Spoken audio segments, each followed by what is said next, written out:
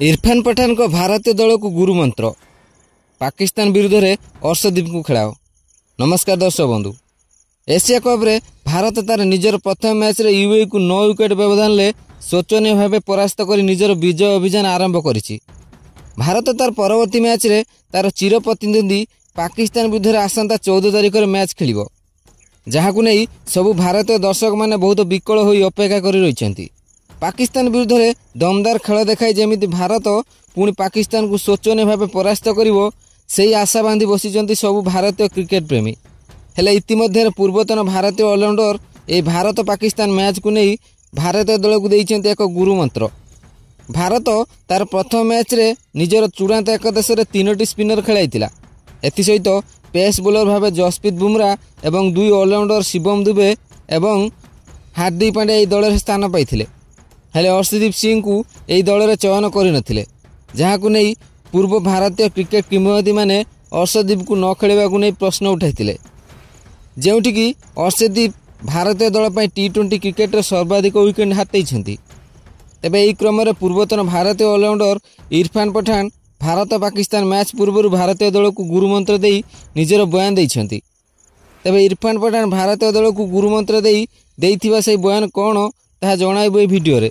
किंतु यह पूर्व जदि आपण भारतीय दल को सपोर्ट करूछन्ति ताहले दयाकर भिडियो को लाइक कर दियंतु एवं भारत पाकिस्तान मध्य हेबाकु थिबा मुकाबिला रे केउ दल विजेता हेबो दयाकर निजर मूल्यवान मतामत कमेंट करि जणांतु। तेबे आसंतु जानिबा संपूर्ण खबर। दर्शक बंधु, इरफान पठान भारतीय दल को गुरुमंत्र देई कहिथिले यूएई विरुद्ध रे अर्शदीप सिंह को न खेलिबा बहुत कष्टदायक थिला। अर्शदीप सिंह को भली बोलर जे कि भारत पर T20 रे सर्वाधिक विकेट हाथी।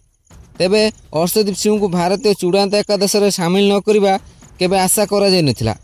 आगो को भारतीय दल पाकिस्तान विरुद्ध रे मुकाबिला खेलिबो। तेबे पाकिस्तान भली मजबूत दल विरुद्ध रे जदि भारत एही समान एकादश सहित मैच खेले ताले भारत पर यह क्षति पहुंचाई पारे। कारण यूएई रे वर्तमान दिन बेले जते गरम अनुभूत होता है राति रे सेबोली काकर मध्य पड़ी पाए। बड़ पड़िया कहले हार्दिक जो बाउंसर पकाउथिले ताहा चलिबो, किंतु इनिंग्स रो शेष आड़ को यर्कर बॉल बहुत आवश्यकता रही। शेष आड़ को यर्कर पकाइबार कलार आवश्यकता रही। आगो को पाकिस्तान मुकाबिला को छाड़ीदेले भारत जेतेबेले नॉकआउट पर्यायर खेलिबो सेतेबेले जदि द्वितीय इनिंग्स रे बोलिंग करने को पड़े तेबे द्वितीय इनिंग्स रे अर्शदीप सिंह परी जड़े बोलर आवश्यकता रही। कारण अर्शदीप सिंह शेष आड़ को यर्कर व्यवहार बहुत भल करिथांती।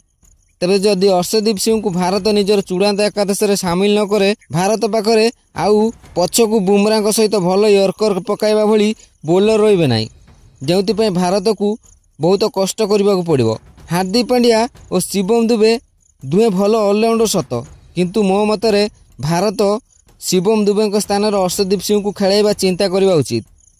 शिवम दुबे हुए तो यूएई विरुद्ध मुकाबिला रे 3टी विकेट हाथी, किंतु हार्दिक पांड्या को प्राय सबू जानी।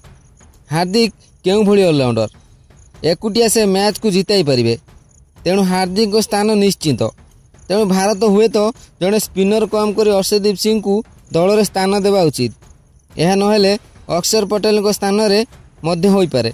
अक्षर पटेल को नहेले बाद देई अर्शदीप सिंह को खेलाइबा को चिंता करने को निहाती दरकार।